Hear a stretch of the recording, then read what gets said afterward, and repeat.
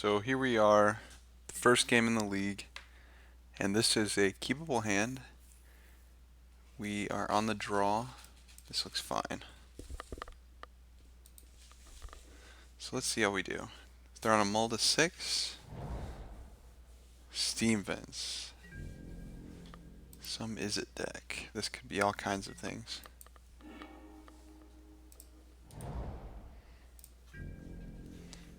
Alright, so this being a blue-red deck, definitely going to throw down the Thalia to begin with.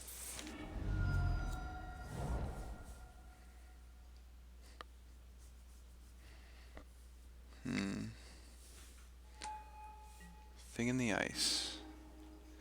So this could be Suicide Blue. It could be Thing Ascension. There are a few things. I imagine this path is going straight to that thing in the ice after I slam the Arbiter.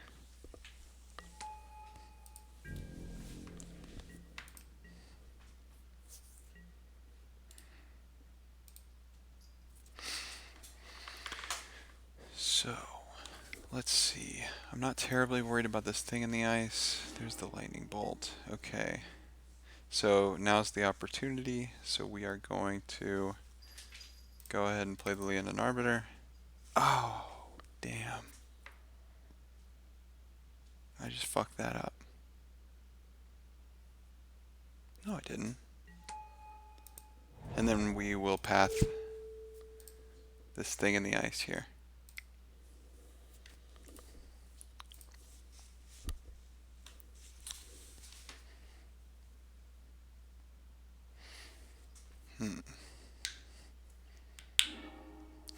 So after this, because he didn't play a third land, did he? This could be pretty advantageous, but I would imagine there are a million ways that this Arbiter dies.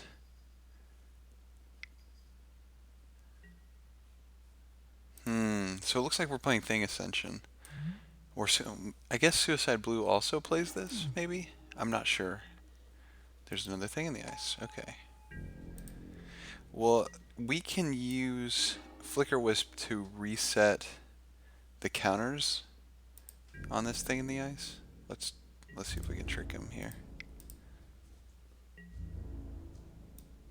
Ooh, they let it right through. Okay. Sometimes they just, you always got to give it a try because sometimes they just let you do it.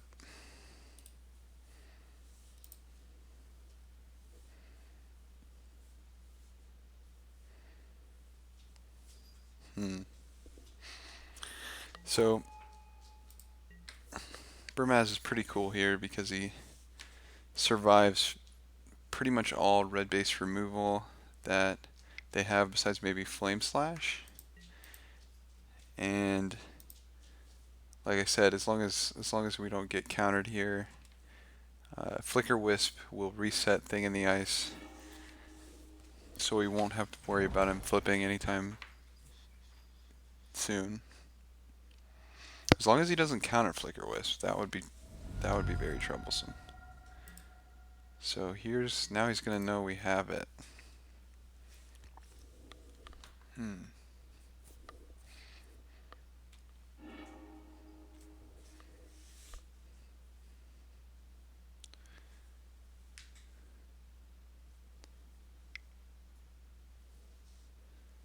Alright, Manamorphose, sure.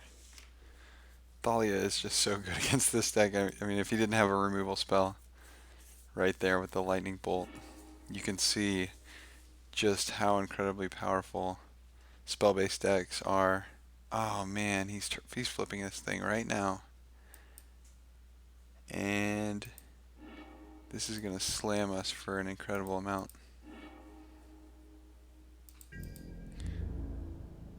Alright, so we're taking 14 here. We're still not dead. This is not... All is not lost yet because we can still throw down the Arbiter and the Flicker Wisp and then flicker it back to its normal state.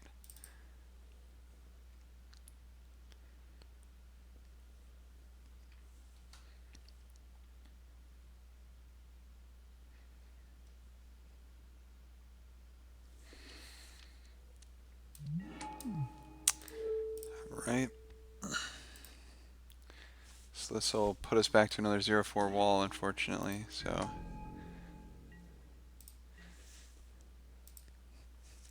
it will still be walling land and arbiter. Who knows? We could get those free 2 damage like we did before. Now, if he plays another land, I'm half tempted to double Tectonic Edge here.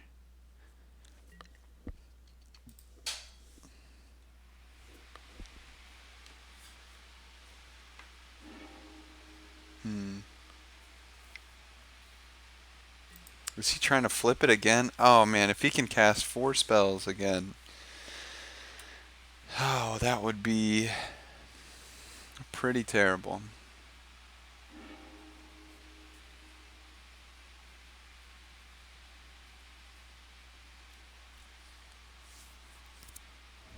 In fact, it would be more than terrible. It would be game over.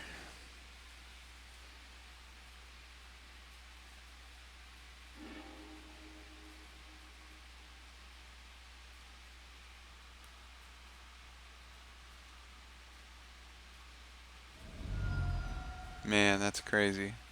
Alright, so we lose this. He flips it and attacks for 7 or 9, and we're dead.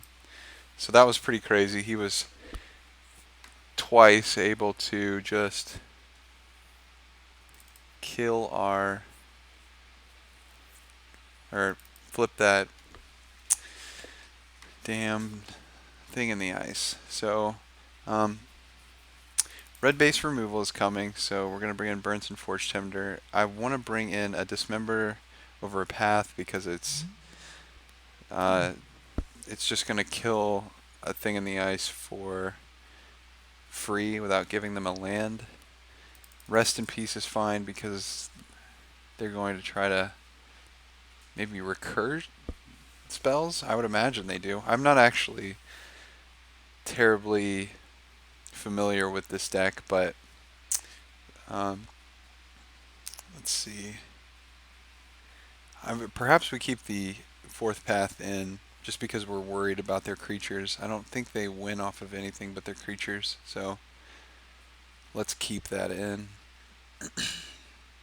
So what's bad here? Burmez doesn't die to Anger of the Gods.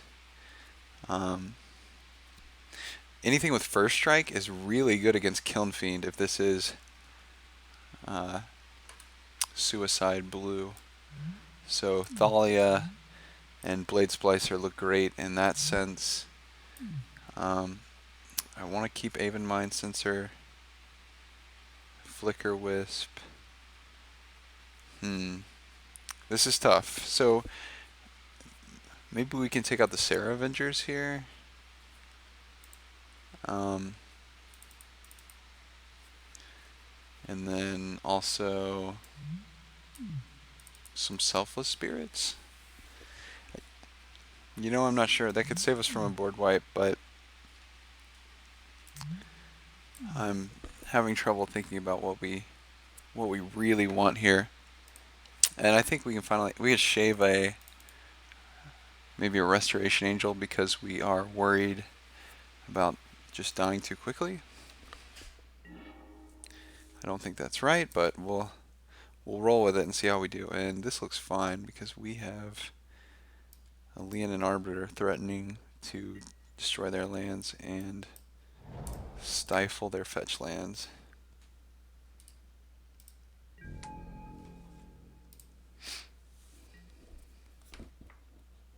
Now I'm not sure what I want to do in this case with...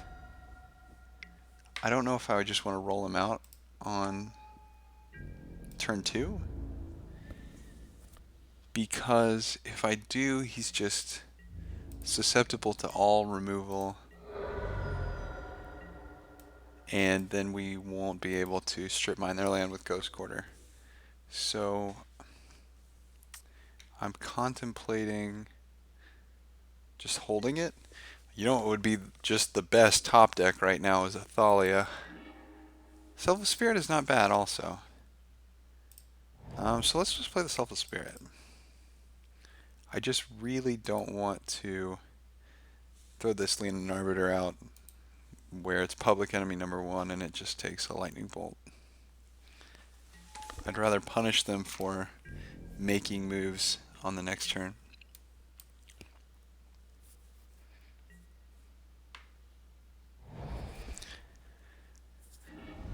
That is hoping that they don't do something crazy here with in this turn. I'm not exactly sure what this deck is capable of. Kiln Fiend. So this is Kiln Fiend is the creature that pairs up excellently against, well, it pairs up terribly, I should say, against Thalia and Blade Splicer. So if we see that later on, that'd be awesome. Alright. So I think we're just gonna be aggressive with this, and then we're gonna strip mine one of those steam vents, and hopefully, you know, they don't have any other lands, or they have the fetch land in hand.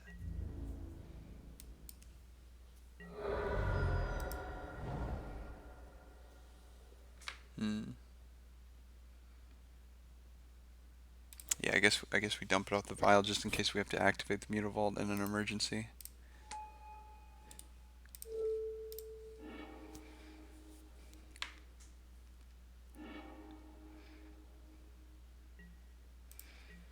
Alright. Nice. That's a good thing to see. Well, I guess we just get another free strip mine because they don't realize how it works, I guess. That happens a lot, actually, with Leonin Arbiter.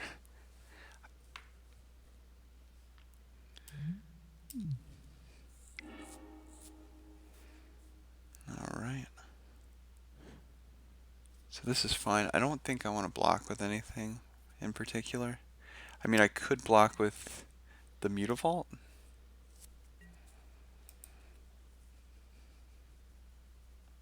I don't know how worried. Is there any value to keeping the Mutavault around? Maybe it's better since he's at 12 to just... Maybe we're alright with just throwing that Mutavault in the way. I think I am. I think that's fine because Kiln Fiend is threatening, especially with something like Temur Battle Rage. So we might as well just go ahead and get rid of it.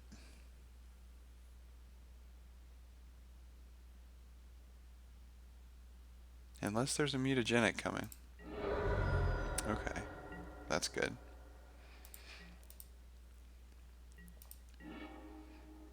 So Blade Splicer. I'm not sure actually what creature I'm going to throw down. I would imagine a Blade Splicer is the best bet because you can be assured that you will have a creature to block with even if they can kill the golem. Faithless Looting, sure.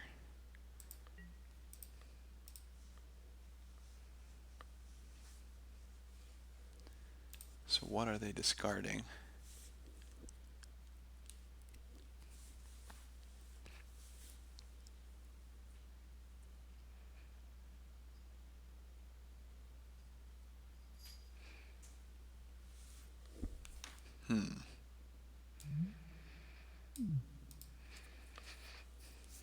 Yeah, as long as they don't throw another land out, it'll definitely be Blade Splicer I block with because it's just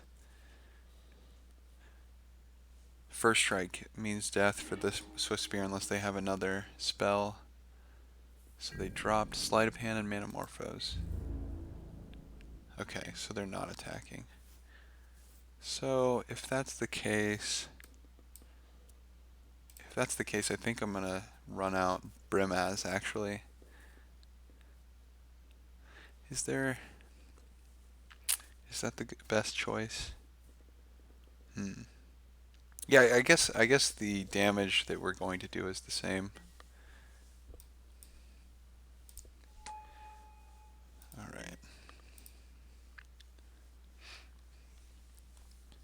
And I suppose a Flicker Wisp would win this. No Flicker Wisp. That's alright.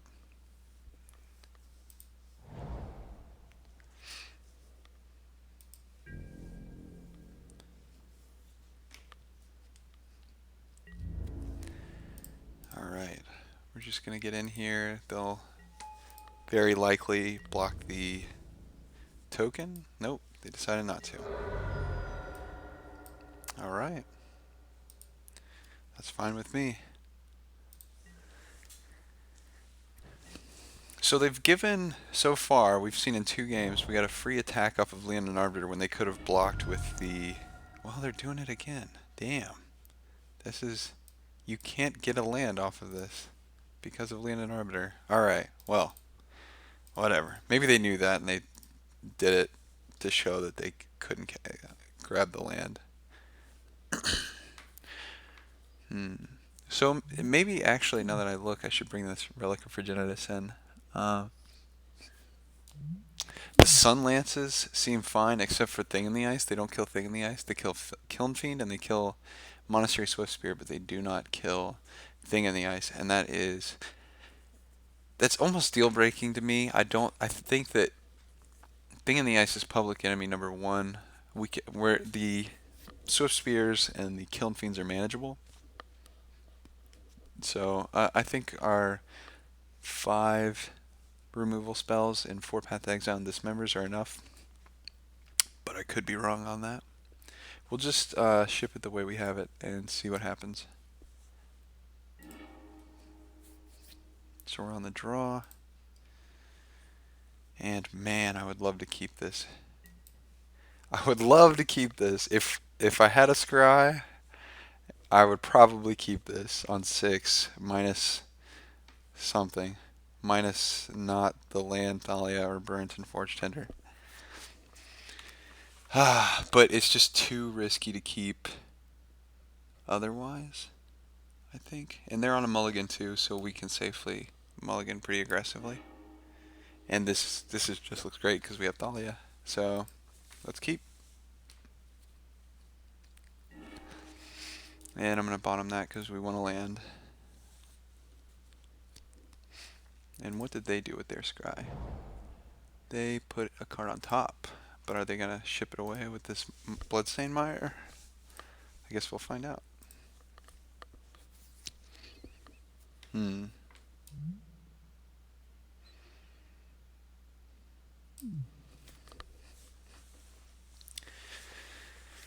So it would be great if we top deck some lands. It looks like they're very worried about getting that card on top, so they're not going to crack this fetch land just so they can get that card on top. It's probably a Thing in the Ice, because that's what I'm dreading. Alright, so they got that top card, and now they're playing a turn later so they can get that card from the top.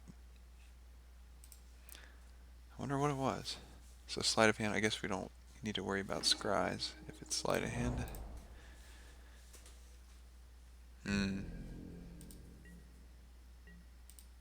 Alright, so this is just fine as long as he doesn't have a spell snare. Things are going swimmingly. We even drew a dismember for a Thing in the Ice if it is to come up.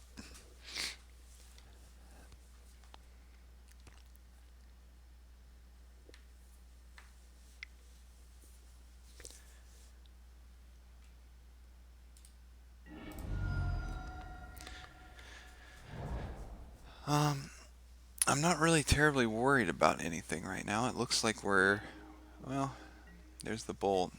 So we're still fine. As long as they don't have any creature for payoff, we can play this nice and slow game here. If they start playing like a control deck with Thing in the Ice on the field, though, that could be a problem.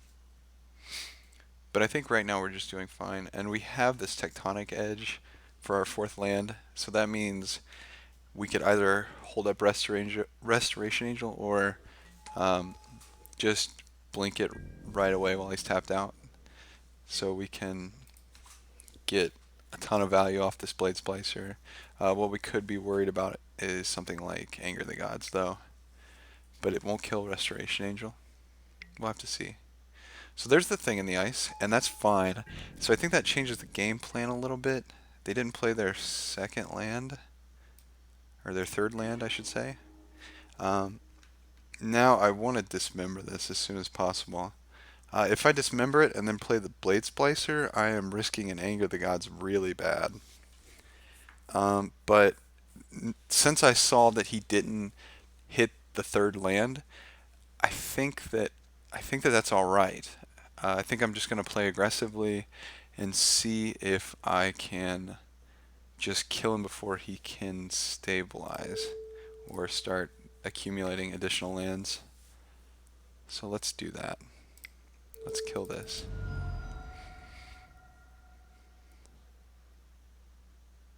I guess a mutagenic growth would have been an absolute blowout. I'm so glad that that didn't happen because I wasn't thinking about it until after I casted that.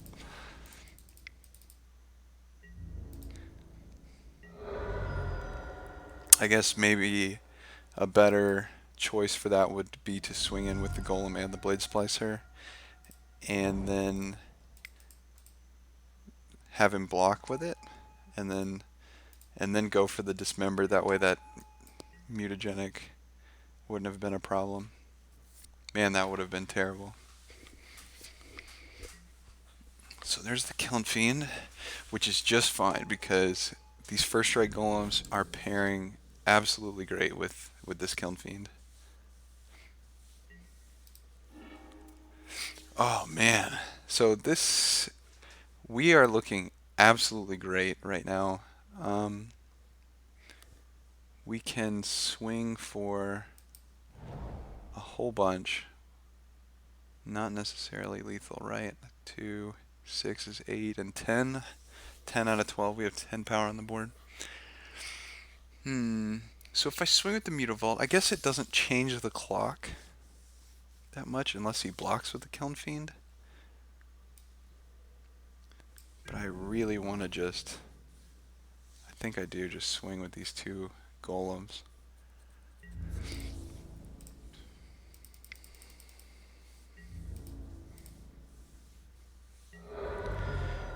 And I'm also wondering, what do we do with this Restoration Angel? I guess we just keep it up. I could cast it right now and get a third golem on the field. I don't know how worth it is. Okay, so this is great because hopefully we kind of look like we have our shields down here. He's gonna bottom.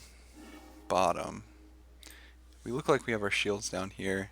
Maybe he goes for a really strong attack. Okay, well he knows what we have now. So we've gotten good cards, just so you know. Maybe this is the scooping point right here. It's hard for me to see how he wins off of this situation.